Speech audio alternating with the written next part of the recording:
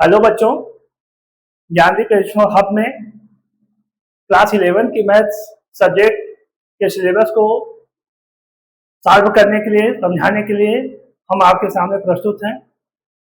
और इस हब में आप हमारे साथ जो भी प्रॉब्लम्स हो उसे आप शेयर करने का प्रयास करें। हम प्रयास करेंगे कि आपकी जो प्रॉब्लम्स है या समस्याएं हैं उनका समाधान किया जाएगा। आइए हम फर्स्ट पेज हमारे सिलेबस में 11 के सिलेबस में पहला चैप्टर आपका सिलेबस में सेट्स है, तो सेट्स के विषय में हम लोग स्टार्ट करेंगे। और सेट्स को जानने के बाद हम उसके लेसन प्लान्स के विषय में, लेसन में क्या क्या दिया है और क्या क्या प्रॉब्लम्स है उन्हें भी सॉल्व करके बाई अदर्स एग्जांपल्स के द्वारा भी उसको समझाया जाएगा। आइए हम और आप जानते हैं सेट्स क्या है। सेट्स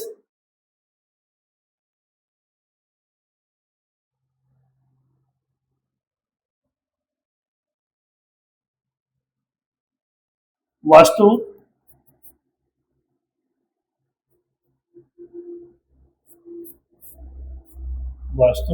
के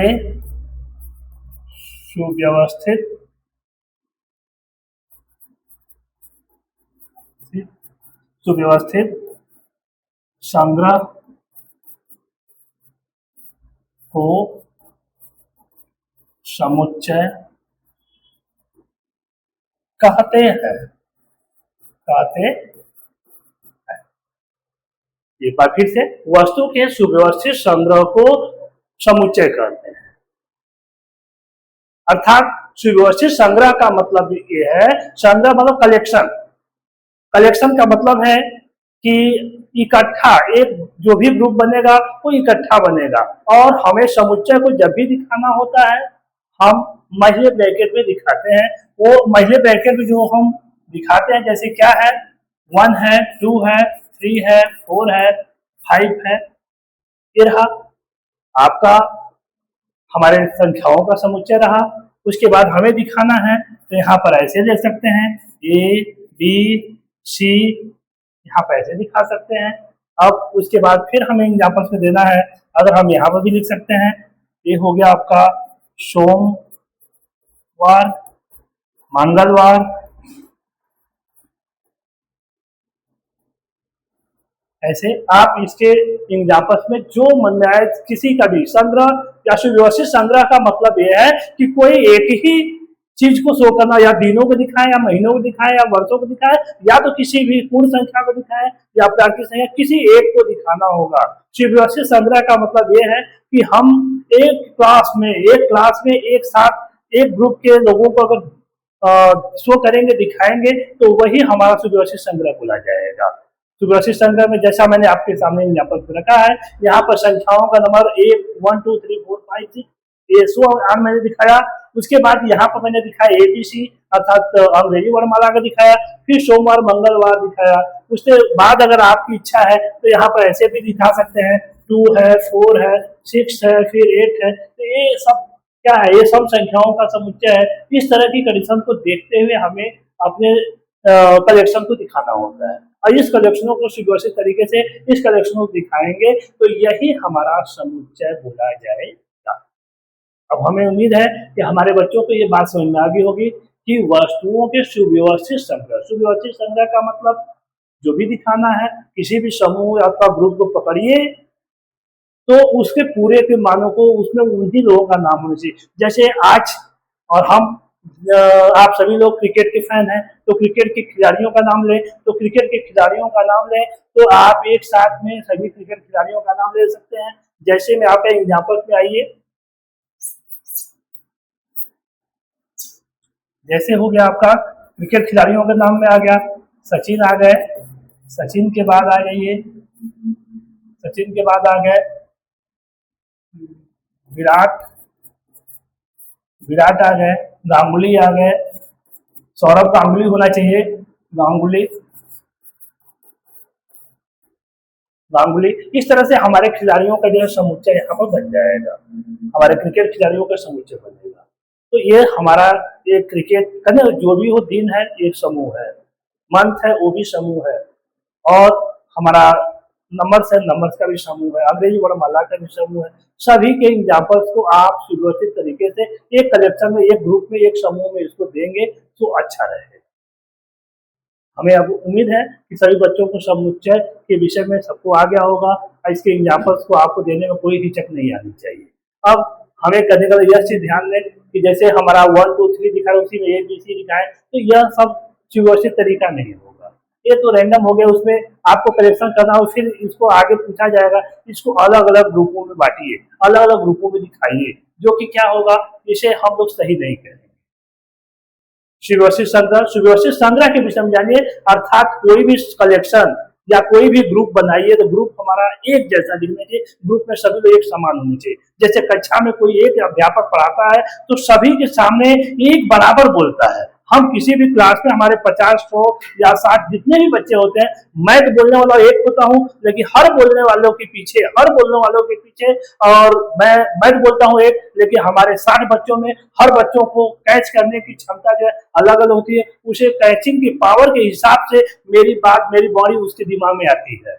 और किसी को, बच्चों को जो हमारी बात में 100% आ जाती है, और किसी बच्चों को 90 पे आती है, किसी को 80 आती है, किसी को 50 आता है, 60 आता है। कोई बच्चा मेहनत करने के बाद 60 वाला फिर वो 90 100 पे पहुंचता है, और कुछ बच्चों को जो 10 से 20% में ही रह जाते हैं। क्योंकि हमारे क्लास में 60 बच्चे हैं, तो 60 बच्चे एक ही कैटेगरी में एक साथ अगर मैं कोई एग्जाम लूं या टेस्ट लूंगा तो वह एक बराबर नंबर नहीं लाएंगे। वो कंफर्म है, उनमें कुछ न कुछ चेंजिंग जरूर होगी। और नंबरों, हम लोग टेस्ट लेते हैं या टेस्ट परीक्षा होती है, उसे हमारा और आपका जो टेस्ट से हम आपका आकलन करते हैं, उस आकलन में आप लोग, हमें लग जाता है, हम लोग जान जाते हैं कि मैं तो पढ़ाया हूँ सबको एक बराबर, लेकिन सबका नंबर अलग अलग है। तो ये प्रेजेंट ऑफ माइंड मेन चीज मेरी है कि हमारे बच्चे का प्रेजेंट ऑफ माइंड कहाँ पे है, किस तरह से काम कर रहा है, हमारी बातों पर, या हम जो टॉपिक उठा उस टॉपिक को उसका कितना अपने दिमाग को कॉन्स्टेंट करके वो लगा रहा है। ये चीजों पर ध्यान देना चाहिए। अर्थात मेरे ये भी एक सेट है, आपका दिमाग भी एक सेट है। आपका दिमाग सेट करेगा तो क्या कर रहा है कि सुव्यवस्थित संग्रह, मतलब जो आप सुव्यवस्थित कलेक्शन करना है आपको, वहां पर आपने अपने आप को सेट कैसे किया है।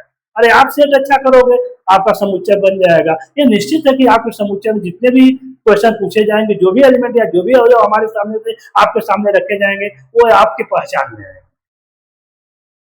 अब हम आगे चलते हैं, समुच्चय की परिभाषा। हमें उम्मीद है कि आप बच्चों को, हमारे सबको समझ में आ गई होगी। एक बार फिर से जानिए, वस्तु के सुव्यवस्थित संग्रह को समुच्चय कहते हैं। हमारा क्लासरूम में जितने भी बच्चे हमारे क्लास को देख रहे हैं, वो सभी का प्रेजेंट ऑफ माइंड का सेटअप कैसा है। अगर सेटअप अच्छा नहीं है तो उसको जो मेंटेन करके उसके दिमाग को अपने सेटअप करिए, और कॉन्स्टेंट होकर इन चीजों को देखेंगे तो हमें लगता है कि मैथ इतना आसान तो कुछ है ही नहीं। अगर मैथ है तो सबसे इजी है, बट प्रेजेंट ऑफ माइंड आपका क्लियर मैथ जैसा होना चाहिए। मैथ यही करता है, आप मेरे साथ अपना 100% प्रेजेंट ऑफ माइंड दीजिए, 100% प्रेजेंट ऑफ माइंड दीजिए, और हमसे जितना चाहिए उतना ले लीजिए। अगर प्रेजेंट ऑफ माइंड अगर आपका सही नहीं होगा, अर्थात मेरा सेट अगर आपका सही नहीं होगा, सुव्यवस्थित संग्रह या कलेक्शन आपका सही दिमाग नहीं बैठेगा, तो हमारा पढ़ाना सब बेकार हो जाएगा। हम अपने बच्चों को आगे का स्टेप हम बताएंगे क्या है, आइए देखते हैं।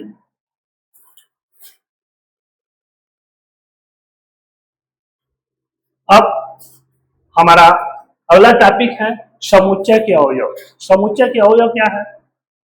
समुच्चय के अवयव क्या है? किसी समुच्चय में संग्रहित प्रत्येक वस्तु, किसी समुच्चय में संग्रहित प्रत्येक वस्तु उस समुच्चय का अवयव कहलाती है।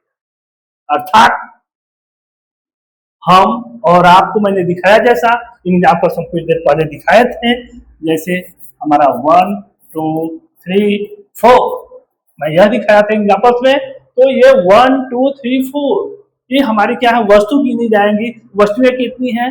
4। वस्तु नहीं कहेंगे अब इसे, अब वस्तु के स्थान पर हम इसे एलिमेंट कहेंगे, अर्थात अवयव कहेंगे। हमारे जो हमारा सेट है, इस सेट में कुल कितने एलिमेंट है? तो हमारे इस सेट में एलिमेंट 1 2 3 4 अर्थात 4 है। अब यहीं पर मैंने आपको थोड़ा सा एग्जाम्पल तो ऐसे लिखा था, इसे भी देखिए,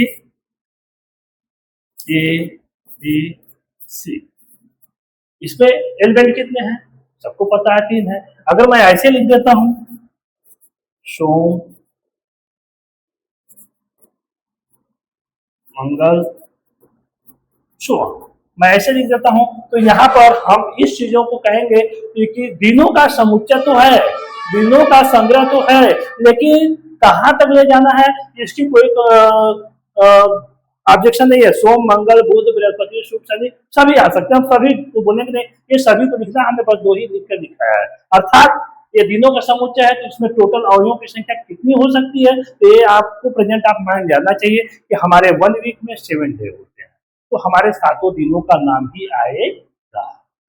अर्थात उसी प्रकार से मैं एक सेकेंड एग्जाम्पल में जैसे मैंने ये कर दिया, अगर 1 2 3 ये मैंने लिख दिया, तो यह क्या है 1 2 3, इसमें अवयव की संख्या कितनी बोलेंगे आप।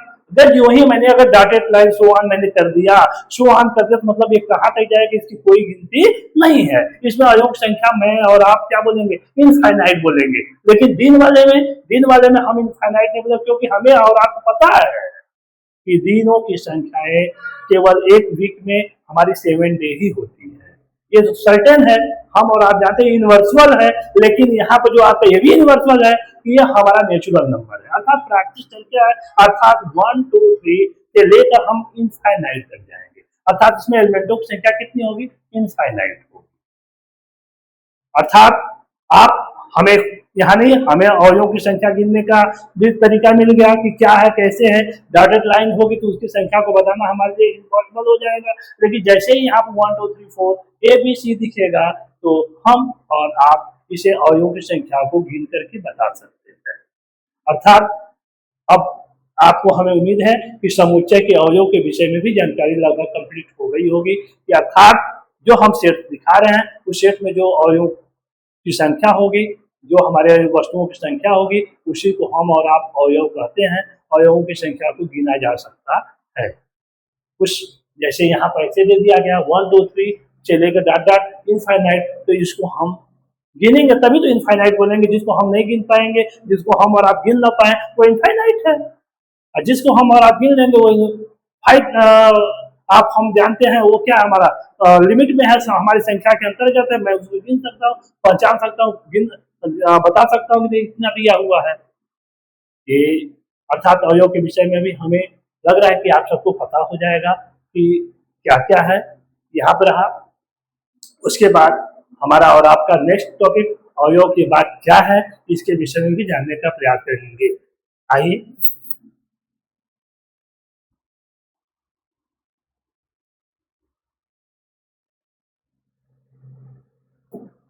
अब हम और आप सेट नोटेशन अर्थात समुच्चय संकेतन। समुच्चय संकेतन क्या होता है, लो हम समुच्चय की बात तो पढ़ लिए, समुच्चय को हमने जान लिया, वस्तुओं का सुव्यवस्थित संग्रह समुच्चय है ये भी जान लिया, और जो उसमें वस्तु समुच्चय में होती है, संग्रह में होती है, कलेक्शन में होती है, वो एलिमेंट होते है भी जान लिया। लेकिन मैंने अभी तक जो भी लिखा है सामने आपको, मैंने समुच्चय का संकेत नहीं दिया कि समुच्चय को दिखाते किससे है, मैंने आपको संकेत नहीं दिया।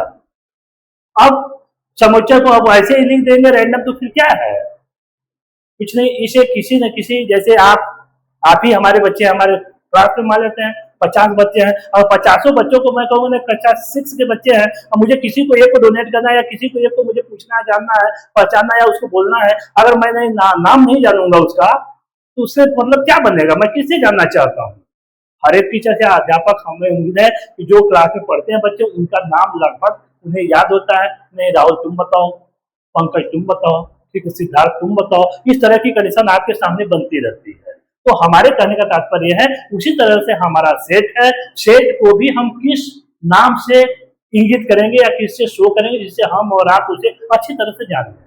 अर्थात समुच्चय के संकेतन की कंडीशन से बस थोड़ी सी, बस हल्की सी जानकारी आपके सामने होनी चाहिए कि कोई भी समुच्चय के संकेत को प्रदर्शित करने के लिए अंग्रेजी वर्णमाला के कैपिटल लेटर का इस्तेमाल किया जाता है। क्या, समुच्चय संकेतन अर्थात सेट नोटेशन हमारा क्या है, अंग्रेजी वर्णमाला के कैपिटल लेटर का प्रयोग किया जाता है। अर्थात मेरा जैसे ए बराबर, हम ही कुछ देर पहले मैं लिख रहा था, ए बराबर मैं लिखा था 1 2 3 4, अर्थात एक सेट ए है, एक सेट ए है जिसके कितने एलिमेंट हैं? 4। एलिमेंट की संख्या कितनी है? 4 है। ये रहा हमारा सेट ए। अब यूं से मैं लिख रहा था, सेट लिख रहा था, मैं ऐसे तो सेट लिख दिया, पहले अभी हम लिख रहे थे 1 2 3 4, ये तो सेट हो गया, लेकिन उस सेट का नाम क्या है कुछ पता नहीं है। और उसी प्रकार से मैं अगर बी बराबर लिख देता हूं तो बी बराबर आप क्या लिखेंगे? वही हो गया ए बी सी, अर्थात हमारा ए और बी दो सेट है। ए और बी क्या है? दो सेट है। अगर नाम दे देंगे तो ये पता हो जाएगा, हमें सेट हो गया कि मैं ए को बुला रहा हूं कि बी को बुला रहा हूं। जितने एग्जाम्पल दीजिए उनके नामों को अलग अलग तरह से आप एक ही साथ में दे सकते हैं। जैसे सी बराबर क्या है? 2 4 6, उसके बाद 6 के बाद आपका 8, उसके बाद डॉट डॉट को ऑन कर दीजिए, अर्थात ये सी एक समुच्चय हमारा सी भी आया, अर्थात जिससे हमें लग रहा है कि यह समुच्चय जो है इवन नंबर्स का क्या है? गुणक है, अर्थात इवन नंबर्स है, अर्थात सम संख्याएं हैं। जैसा आपको दिख रहा है एबीसी। अब ये हमें उम्मीद है कि समुच्चय संकेतन तो आपको क्लियर हो गया होगा। एबीसी अथवा यक्स बराबर कर लीजिए, आप यक्स बराबर लिख सकते हैं पी क्यू आर, जो आए मन में वो आए लिखिए। देखिए हमारे एलिमेंटों को लगभग प्राय हम स्मॉल लेटर में लिखते हैं, एलिमेंटों को स्मॉल लेटर में लिखते हैं, और हमारे सेट को जो है कैपिटल लेटर से दिखाया जाता है प्राय। अब समुच्चय संकेतन भी हमारे बच्चों को समझ में आ गया होगा कि समुच्चय संकेतन क्या है। अंग्रेजी वर्णमाला के कैपिटल लेटर से किसी भी संग्रह को प्रदर्शित किया जाता है तो वह उसका सेट का नाम बोला जाता है। जैसा यह ए सेट है, ये बी सेट है, ये सी सेट है। क्लियर? अब इसके बाद हम और आप अगली टॉपिक देखेंगे, क्या कह रहा है हमें।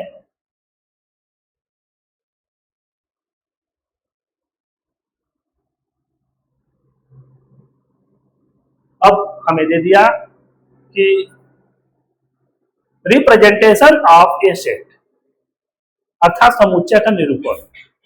समुच्चय का निरूपण वो क्या है? समुच्चय का निरूपण दो विधियों से किया जाता है। पहला है तालिका विधि अथवा सूची विधि अथवा रोस्टर विधि, अर्थात तालिका विधि अथवा सूची विधि अथवा रोस्टर विधि। अरे आपको इतना पता होना चाहिए कि आप ही में से कोई एक लड़का यहाँ पर होगा, किसी का नाम अंटू है, किसी का नाम बंटू है, किसी का नाम चिंटू है, 3 जगह पर 3 नाम है, मामा गांव कुछ और है, गांव में कुछ और है, स्कूल में कुछ और है तो एक ही ना भाई। माने पिंटू हो चाहे अमन हो चाहे पिंटू हो, ये दोनों एक ही हैं। तो उसी प्रकार से तालिका विधि अथवा सूची विधि अथवा रोस्टर विधि 3 नामों से हम जानते हैं। पहला जो नाम है हमारा तालिका विधि अथवा सूची विधि अथवा रोस्टर विधि, तीनों एक ही पर्सन को शो करते हैं। तालिका विधि होगी। दूसरा क्या है? गुण विधि अथवा समुच्चय निर्माण विधि। दूसरा है गुण विधि अथवा समुच्चय निर्माण विधि। तालिका विधि के विषय में आप जानेंगे, हम किसी अवयव को जैसे प्रदर्शित करते हैं तो तालिका विधि में आता है, और गुण विधि को जो है, जो कि हम अपनी बातों या शब्दों से उसको लिख देते हैं, जिसमें गुण रहस्य छिपा होता है, तो वो क्या होगा? गुण विधि अथवा निर्माण विधि बोला जाएगा। अब इसके विषय में जानने के लिए हम आगे देखते हैं कि वो क्या है, क्या कह रहा है।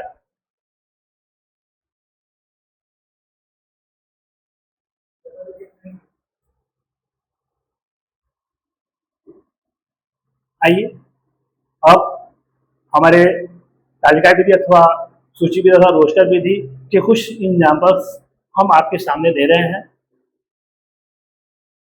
पहला तालिका विधि या सूची विधि, कोई भी नाम दे दीजिए आप, सूची विधि। सूची विधि अरे आप सभी बच्चों को, जो भी आप लोग लगभग क्लास 11 पढ़ रहे, तो आपको घर से भी जो है टेबल मिलता होगा, सूची मिलती होगी। बेटा विद्यालय जा रहे हो, विद्यालय से छूटने के बाद अपने के लिए बुक ले लेना, अपने खाने के लिए बिस्किट ले लेना, और घर सुबह में तुम्हें नाश्ते के लिए टोस्ट या चाय ले लेना, और अपना जो है जो भी अगर रबड़ नहीं है, पेंसिल नहीं है, उसमें से कोई भी चीजें मैनेज करके ले लेना। एक काम और करना, गर्मी का दिन है, एक तो ठंडा भी ले लेना। तो ये सब चीजें सूची आपको घर से मिल जाती है, और सूची मिलने के बाद आपको आपके गार्जियंस जो भी होते हैं उसके उपलक्ष्य में आपको पेमेंट दे देते हैं कि बेटा ये पेमेंट लो, ये चीजें आप सूची बना के ले जाओ, ये सब चीजें लेके आना।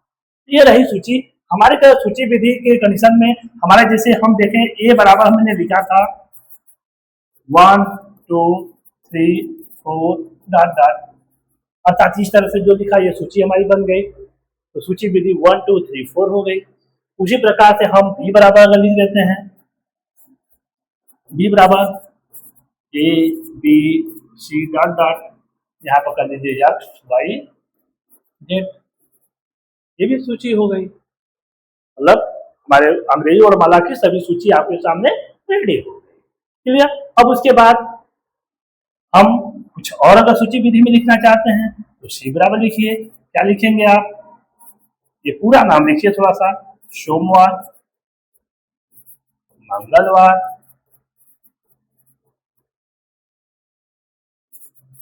बुधवार, ऐसे दिनों का पूरा टोटल नाम इस तरह सूचियां बना सकते हैं। ये रही सूची विधि, अर्थात ये सूची तैयार हो गई हमारी 1 2 3 4 A B C dot dot X Y Z, अर्थात सोमवार, मंगलवार, बुधवार, और लास्ट में आपको छुट्टी चाहिए तो इससे हम लिख देते हैं यहाँ पर रविवार। प्रायः जैसा कि हम लोग जानते हैं कि रविवार या संडे को हमारा और आपका विद्यालय बंद होता है, तो भाई बच्चों को कुछ नहीं मतलब है रविवार कहिया पड़ रहा है, इससे मतलब है हर बच्चों को मतलब क्या है कि कब संडे पड़ रहा है, पढ़ने से छुट्टी हो जाएगी, इंजॉय करेंगे। हाँ, लेकिन छुट्टियां होने पर आपको एंजॉय नहीं, आपको सेटल करना है कि हमारा क्या बैक है, हमें क्या सीखना है, किस चीजों पर ध्यान देना चाहिए। आइए उसके बाद हम देखते हैं, ये तो रहा है आपका। उसके बाद नेक्स्ट टॉपिक हमारी है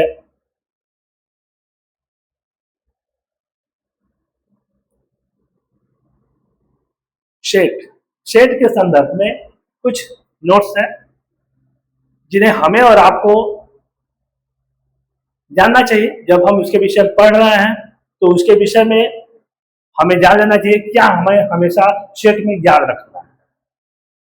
और पहली टॉपिक हमें जो दे रहा है वो क्या है, यदि किसी समुच्चय में अवयवों की संख्या कम होती है, क्या, यदि किसी समुच्चय में अवयवों की संख्या कम होती है तो उस समुच्चय को सूची विधि द्वारा लिखना सुविधाजनक होता है। अर्थात 1 2 3 4 ए बी सी अगर कोई दे रहा है तो उसे हमें सूची विधि में लिखना क्या रहेगा, अच्छा रहेगा। जैसा हमें दिया है यहाँ पर, ये रहा है आपका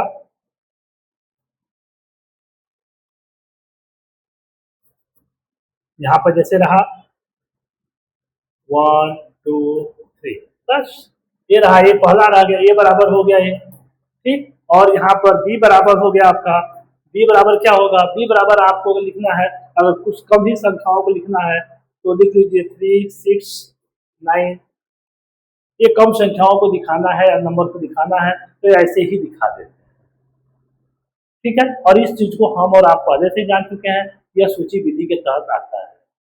जैसे हमने दिनों का लिखा था सोम मंगल बुध बृहस्पति, ये सब भी क्या है आपके सूची विधि में ही लिखे जाते हैं।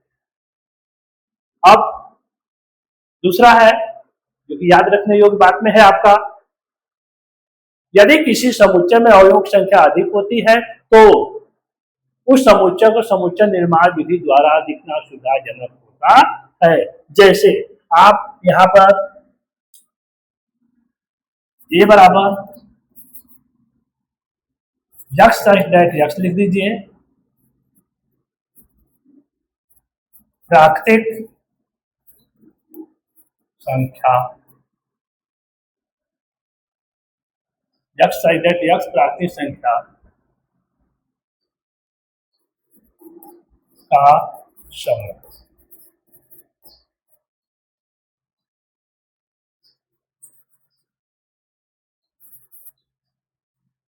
ए बराबर यक्स है, जब प्राचीन संख्याओं का समूह लोग एक से इनफाइनाइट तक लिखना होगा तो हम तो लिख नहीं पाएंगे, अर्थात उसे हम अपने जो है जो निर्माण विधि है या गुण विधि है, हम गुण क्वालिटी क्वालिटी के हिसाब से हम इसको शॉर्टकट में लिख सकते हैं।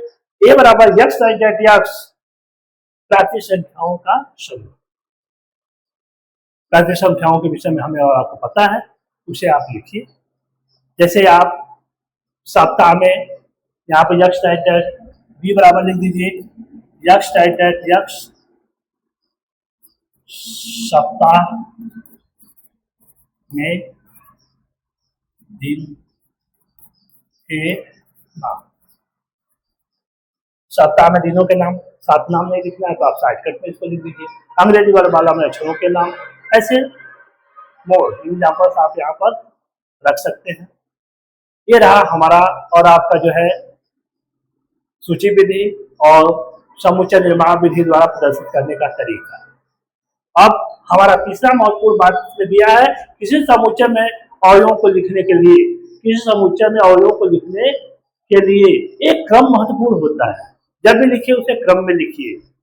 ये नहीं जैसा मैं कह रहा हूँ क्रम से लिखने का मतलब कि पहले सोमवार आता है तो सोमवार पहले डालिए। अगर दिनों को लिख रहे हैं पहले, यहाँ पर हम साइड में लिखेंगे। महत्वपूर्ण लिखने का मतलब पहले हमारा सोम है, उसके बाद मंगल है, उसके बाद बुध है, फिर बृहस्पति है, पति है, उसके बाद शुक्र है,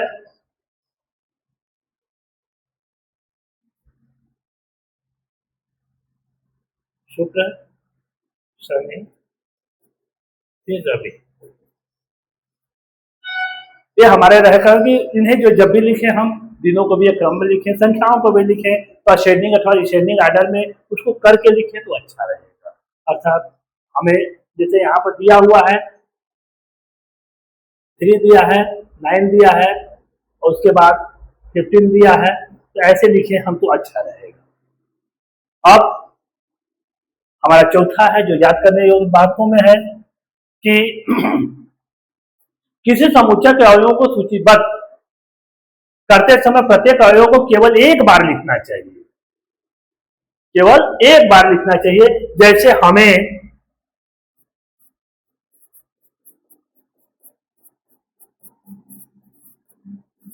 हमें अगर प्रिंसिपल को लिखना है तो प्रिंसिपल को लिखने के लिए हमें जब इनके अवयवों को लिखना होगा तो हम मान लेते हैं ए बराबर है, ए बराबर होने में अब इसमें देखिए पी 2 टाइम्स है तो हम पी को केवल एक बार लिखेंगे। हमारा आर ये 1 ही टाइम्स है, आर लिखेंगे। फिर उसके बाद आई है, आई हमारा 2 टाइम्स है लेकिन एक बार लिखेंगे। उसके बाद क्या है, फिर यन है, यन लिखेंगे, वो भी 1 टाइम्स है, 1 टाइम्स लिखेंगे। फिर सी भी है, उसे सी भी लिख देंगे। उसके बाद उसके आई हमारा हो ही गया, पी हो ही गया है, हमारा ए बचा है, ये रहा। अब ये हमारे अक्षरों से जो है हम कौन सा नया अक्षर लेटर्स बना सकते हैं। ये रहा प्रिंसिपल सबको जो है समुच्चय के रूप में लिखने के लिए। जो भी अगर 2 टाइम्स भी अगर आए एक ही मीनिंग बार बार आती है तो उसे हमें कई बार लिखने की जरूरत नहीं है, हम एक बार लिख देंगे तो ये हो जाएगा कि यही 4 एलिमेंटों के द्वारा यह बना हुआ है। हमारा प्रिंसिपल शब्द जो है, प्रिंसिपल हमारा 9 लेटर्स है, जबकि हमारा ये 9 लेटर्स बना कितना है, 6 लेटरों से मिलकर बना। अब 6 लेटरों में किसका डबलिंग हुआ है, ट्रिपलिंग हुआ है, वो आपको दिखाई देगा। अब हम और आप नेक्स्ट टॉपिक देखेंगे इसमें।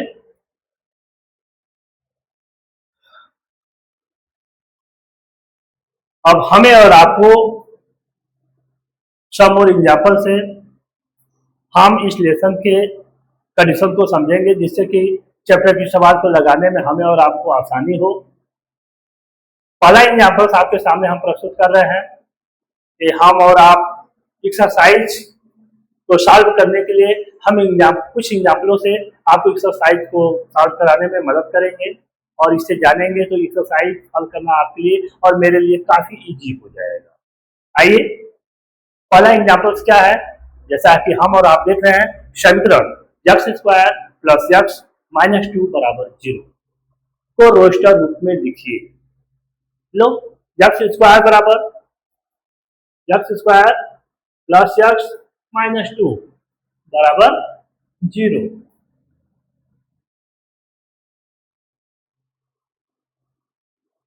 का हल समोच्च रोस्टर रूप में लिखिए, मतलब इसका हल अब यहां पर करके नहीं दिखाएंगे आप। अगर आपको फैक्टर नहीं आता तो मैं फैक्टर पढ़ाऊंगा, लेकिन इसका रफली जैसे कि मैं यहाँ पर साइड में ऐसे कर देता हूँ, x square plus x minus 2 बराबर 0। इसका जो है फैक्टर क्या होता है आप सबको पता होना चाहिए कि इसका फैक्टर होगा एक्स प्लस 2 और एक ब्रैकेट होगा एक्स माइनस 1 बराबर 0। फैक्टर कैसे हुआ, अब आप उसे सॉल्व करें और सॉल्व करने के बाद इसको निकाल लीजिए। हमें लगता है कि फैक्टर यही होगा। अगर आपको लग रहा है कि गलत है तो इसको हम x square plus x minus 2 अर्थात ये हो जाएगा x square plus 2x minus 2 अर्थात एक्स कॉमन हो जाएगा, एक्स प्लस 2 यहाँ पर माइनस 1 कॉमन होगा, एक्स प्लस 2 हो गया अर्थात एक्स प्लस 2 और एक ब्रैकेट में होगा एक्स माइनस 1 अर्थात यही आपका फैक्टर है इक्वल 0 अर्थात 1 टाइम्स 1 बाई 1 अर्थात एक्स प्लस 2 बराबर 0 लोगे तो एक्स बराबर क्या आएगा माइनस 2, एक 0 जिसका माइनस 2 आया और उसके बाद एक्स माइनस 1 बराबर 0 अर्थात एक्स बराबर क्या आया 1। अर्थात इसके हल हमारे दिए गए इक्वेशन का जो हल आया वो क्या है, मान लीजिए ए बराबर या कुछ भी दिया है, ठीक है, ए बराबर लिखिए अथवा पी एक्स बराबर लिखिए, जो भी मन में आया वो लिख दीजिए। ये आपका रोस्टर विधि में लिखना है तो रोस्टर विधि में इसका मान आएगा माइनस 2 और 1। अब समझ में आया रोस्टर विधि अथवा तालिका विधि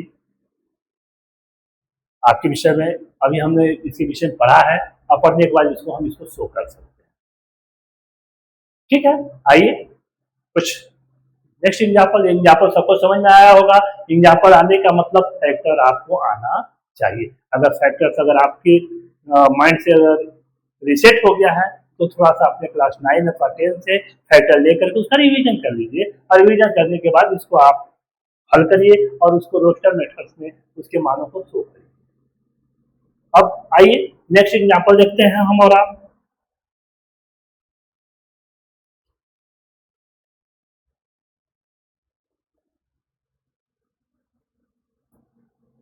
आइए नेक्स्ट एग्जाम्पल हमारे सामने आ गया समुच्चय। यक्स एक धन पूर्णांक है, एक धन पूर्णांक है, धन पूर्णांक तो बहुत हो गए, लीजिए 1 से स्टार्ट करिए इनफाइनाइट तक जाइए अर्थात हमारी ऑल नेचुरल नंबर्स हमारे क्या है धन पूर्णांक। हमारे जितने भी नेचुरल नंबर्स हैं जो कि 1 से स्टार्ट होंगे इनफाइनाइट तक जाएंगे वो सब के सब हमारे क्या है पॉजिटिव इंटीजर है, पॉजिटिव इंटीजर है। अब आइए फिर आगे क्या बोला है, यक्स एक धन पूर्णांक है और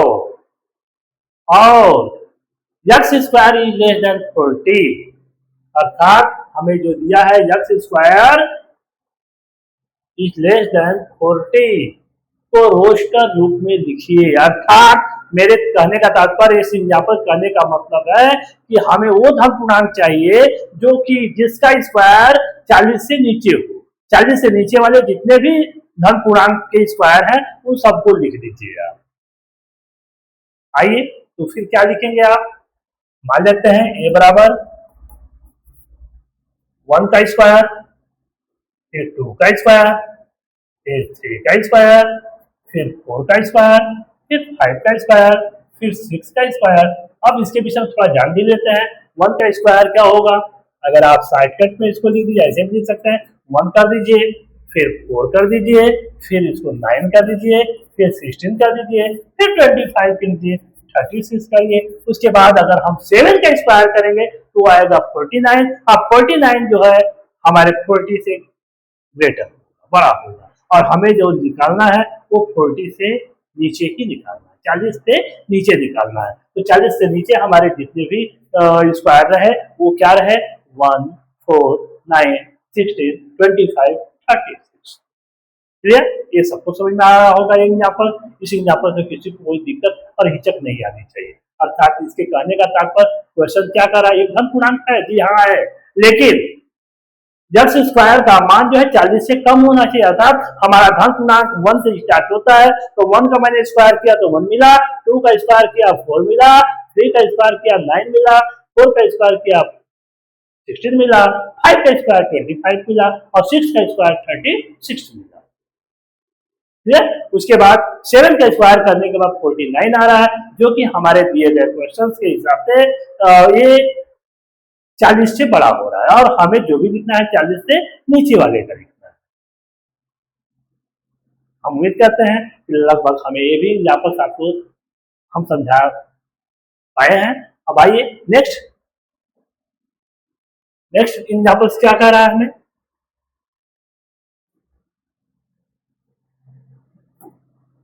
अब हमारे और सामने दिया है नेक्स्ट एग्जाम्पल्स है एग्जाम्पल 3, समुच्चय ए बराबर 1, 4, 9, 16, 25 को समुच्चय निर्माण रूप में लिखिए, अर्थात गुण विधि में लिखिए। तो गुण विधि, समुच्चय निर्माण विधि अर्थात जो दिया है विषय पढ़ना। गुण विधि का मतलब उसमें देखना होगा कि उसके गुण में कितनी मिठास है। गुण मतलब मिठास, क्या मिठास मतलब हमारे क्वेश्चन का क्या रहा है, 1 है, 4 है, 9 है, 16 है, 25 है, तो 1 और 4 के बीच में 2, 3 भी आना चाहिए। अच्छा चलो ये नहीं आया। 4 के बाद 9 आ गया तो उसके बीच में 5, 6, 7, 8 भी आना चाहिए, वो भी नहीं आया। अच्छा वो भी ठीक चलेगा। 9 के बाद फिर 16 आ गया, अर्थात 9 के बाद 10, 11, 12, 13, 14, 15, ये सब कहाँ जा रहा है? अचानक ये लोग लुप्त कहाँ हो रहा है? जब तक इसे जानेंगे नहीं तब तक आप निर्माण नहीं कर पाएंगे। अर्थात निर्माण का मतलब होता है, हम आपको बता चुके हैं कि हमारे सेट्स को 2 तरीके से शो किया जाता है। अभी हम उसके ऊपर 2 एग्जाम्पलों के द्वारा हमने रोस्टर विधि अथवा तालिका विधि के विषय में जाना अथवा सूची विधि में जाना। अब आएंगे हम गुण विधि अथवा निर्माण विधि में। इसके विषय में जानने के लिए पहले हमें समुच्चय की तहकीकात करनी होगी, खोज करनी होगी कि वो क्या कह रहा है। अर्थात अब हम थोड़ा सा विचार करेंगे। अर्थात 1 का स्क्वायर 1 होता है, 2 का स्क्वायर 2 होता है, 3 का स्क्वायर 9 होता है और 4 का स्क्वायर 16 होता है, 5 का स्क्वायर 25 होता है। अर्थात को समुच्चय निर्माण रूप में लिखने के लिए अब यहाँ पर हम क्या कहेंगे। अब आइए हम ए बराबर दिया है, मैं भी समुच्चय तो ए बराबर लिखूंगा। ए बराबर लिखने के बाद हम लिखेंगे यक्स अर्थात यक्स ऐसा है कि धन पूर्णांक का वर्ग, धन पूर्णांक का वर्ग अर्थात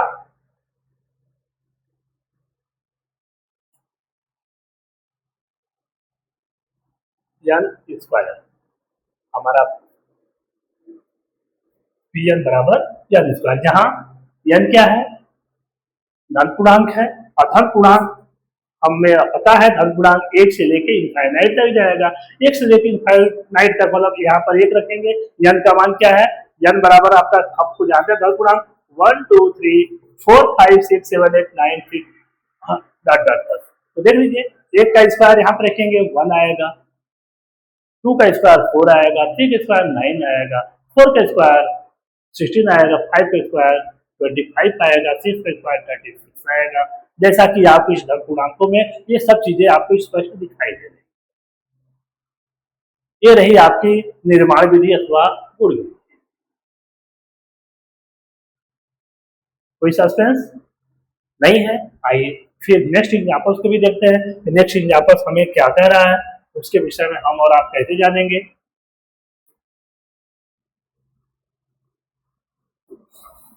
आइए नेक्स्ट एग्जाम्पल, समुच्चय 1/2, 2/3, 3/4, 4/6, 5/6, 6/7 को समुच्चय निर्माण रूप में लिखिए। अर्थात हम इसे तुरंत ए बराबर लिखेंगे। ए बराबर लिखने का मतलब यहाँ पर ये भी बोल दीजिए x type that x, x type that x. क्या लिखेंगे? ये है परिमेय संख्या। क्या है? परिमेय संख्या। आप सभी को परिमेय संख्या क्या है ये तो पता है। और परिमेय संख्या, लेकिन अब यहाँ बट लग गया। परिमेय संख्या लेकिन परिमेय संख्या है तो इनफाइनाइट है, और यहाँ पर हमें तो इनफाइनाइट तो दिया नहीं है, यहाँ पर हमें जो है सिर्फ परिमेय संख्याओं में 6 दिया है, तो हम सिर्फ 6 को ही प्रदर्शित करेंगे, हमें उसके आगे नहीं जाना है। तो उसके आगे नहीं जाना है तो यहाँ पर फिर वही क्वालिटी लाएंगे, गुण लाएंगे, और उसे जो जानेंगे क्वालिटी और गुण को लिखने हमें आना चाहिए। अर्थात हमारा ए रहा यक्स, बीच में हो जाएगा यक्स का मान किससे शुरू है? 2 से है, तो यक्स का मान जो है 1/2, उसके बाद 2/3 है, अर्थात जो भी आगे है वो असेंडिंग ऑर्डर में है। किस में है? असेंडिंग ऑर्डर में। अर्थात यक्स का मान 1/2 से क्या होना चाहिए? बड़ा होना चाहिए, अथवा 1/2 के क्या होना चाहिए? बराबर होना चाहिए। अर्थात यक्स का मान 1/2 से क्या है? बड़ा है अथवा बराबर है। अब यहाँ पर क्या है? यक्स बटा में 2, 1/2 के बाद सबसे लास्ट वैल्यू कितनी है? जो है 6/7 है। 6/7 में क्या चिन्ह लगाएंगे आप? आइए, 6/7 हो गया। ये क्या है? यक्स का मान। यक्स का मान 6/7 से छोटा है अथवा 6/7 के बराबर है।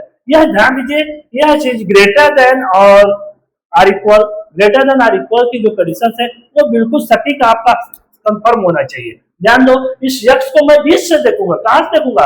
20 से। हम और आप 20 से देखेंगे। 20 से देखने के बाद इसके एक बार फिर थॉट लगाएंगे, देखेंगे क्या तो मैंने ऐसा नहीं गलत लिखा है। आइए देखते हैं क्या कर रहा है। यक्स किस चीज को डोनेट कर रहा है, किस चीज को शो कर रहा है? यक्स हमारा शो कर रहा है यक्स का मान 1/2 से बड़ा होगा अथवा बराबर होगा। 1/2 से बड़ा होगा अथवा बराबर होगा। फिर एक बात तो इधर हो गया, मैंने लेफ्ट में देखा है, राइट में भी देखते हैं। राइट वाला क्या कर रहा है? राइट वाला यक्स से बात कर रहा है। वह बात करने के बाद बोल रहा है कि 6/7 यक्स 6/7 से जो भी यक्स का मान होगा या तो छोटा होगा या तो बराबर होगा।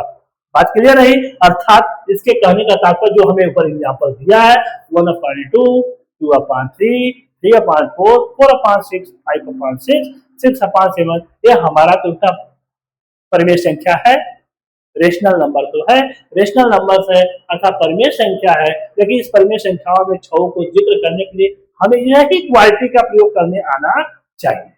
यह क्वालिटी अगर आप प्रदर्शित कर लेते हैं तो समझिए रोस्टर विधि बनाना, आपका गुड़ विधि बनाना हमें और आपको बच्चों का खेल नजर आएगा। आइए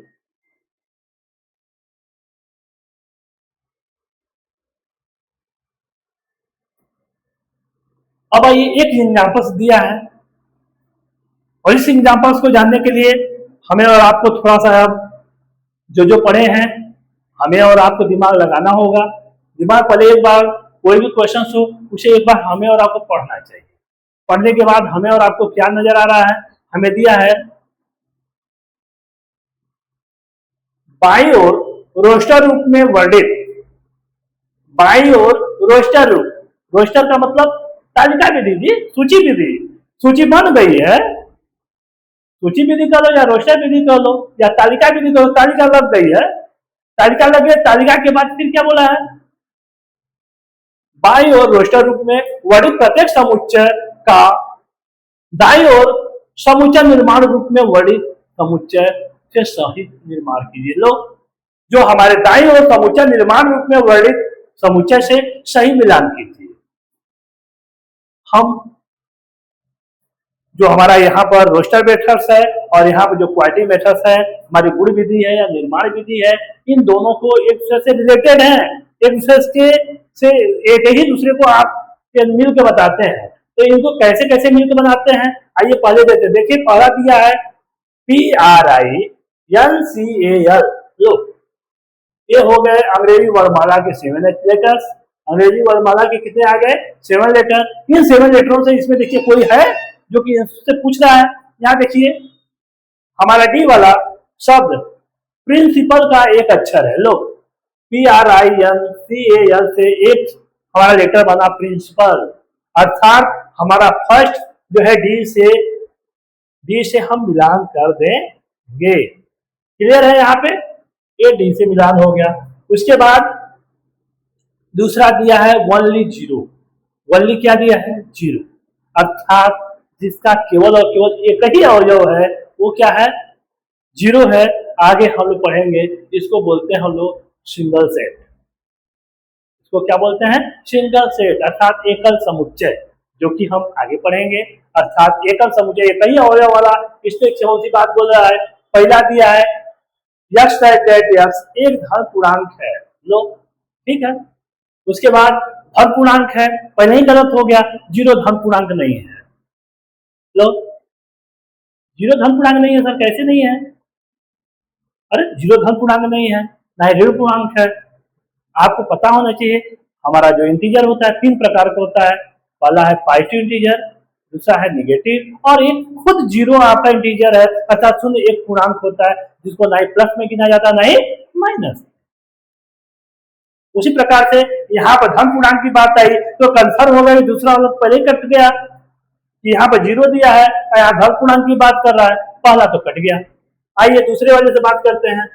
यक्स यक्स एक पूर्णांक है, लो ये पूर्णांक है, लो जीरो तो एक पूर्णांक है, और X square minus 9 equal to zero.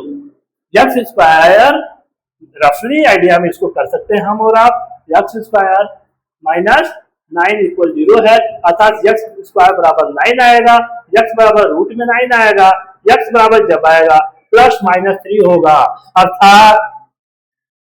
अर्थात इसका यक्स का जो वैल्यू है, जो पूर्णांक है, एक तो प्लस एक तो माइनस हो रहा है, प्लस 3 है माइनस 3 है, यहाँ पे जीरो है, ये भी काम खत्म, इससे भी नहीं मिलेगा। अर्थात अब तो ये निश्चित हो गया कि हमारा सी बचा यक्स प्लस वन बराबर क्या दिया है? यक्स प्लस वन बराबर 1 दिया है, तो यक्स बराबर क्या होगा? जीरो होगा, अर्थात यक्स की वैल्यू क्या आ रही है? क्या? जीरो आ रही है, अर्थात हम इसको कह लेंगे कि हमारा जो सेकेंड वाला पोर्शन है वो तीसरे वाले से मैच कर रहा है।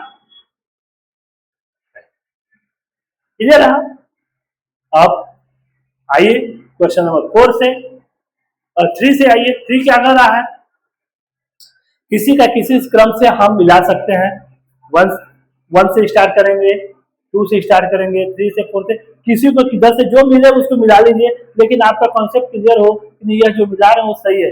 या तो ऐसे मैचिंग वाले में का एक गलत होगा तो ऑटोमेटिक एक तो फ्री में गलत हो जाता है, एक गलत होगा तो एक तो अपने ऑटोमेटिक गलत हो जाएगा, तो निश्चित है कि उसको भी आप सही नहीं करोगे, क्योंकि सही वाले को आपने गलत किया है तो गलत वाला भी तो सही होगा।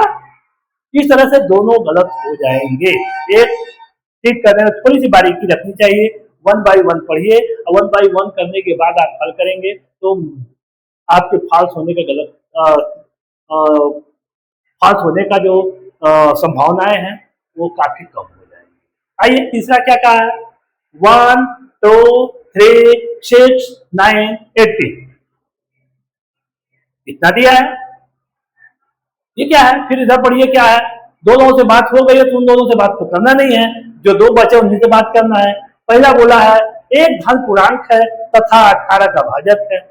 एक धन पूर्णांक है तथा 18 का भाजक। 18 का भाजक का मतलब 18 किन किन संख्याओं से डिवाइड, अर्थात अब 18 को जानने के लिए हम पहले 18 लिखते हैं। 18 को जो प्राइम फैक्टराइज करेंगे, प्राइम फैक्टराइज हमारा 1 इंटू 2 इंटू 3 इंटू 3।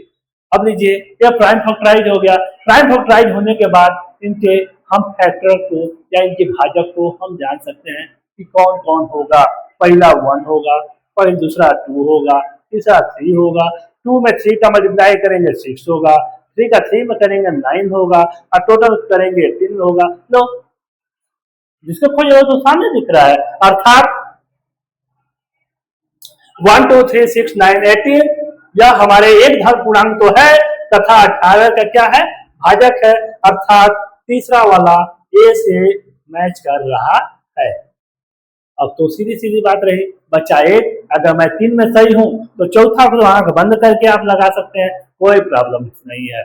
फिर भी एहतियात के तौर पर थोड़ा सा जान लेते हैं कि यहाँ पर हमें जो दिया है सेट वो 3 - 3 दिया है, अर्थात यहाँ पर जो बचा है x square x square minus 9 बराबर 0, अर्थात सर एक बार मैंने 0 वाले में इसका आकलन किया था, इसका मान +3 और -3 आया था। जब आया था तो अर्थात ये हमारा फोर्थ वाला सेकेंड वाले से मैच कर रहा है, अर्थात फोर्थ वाले को सेकेंड वाले से मैच कर रहा है। ये हमारे तरफ से आज आपके लिए एग्जाम्पल्स और सेट्स को के विषय में समझाया गया।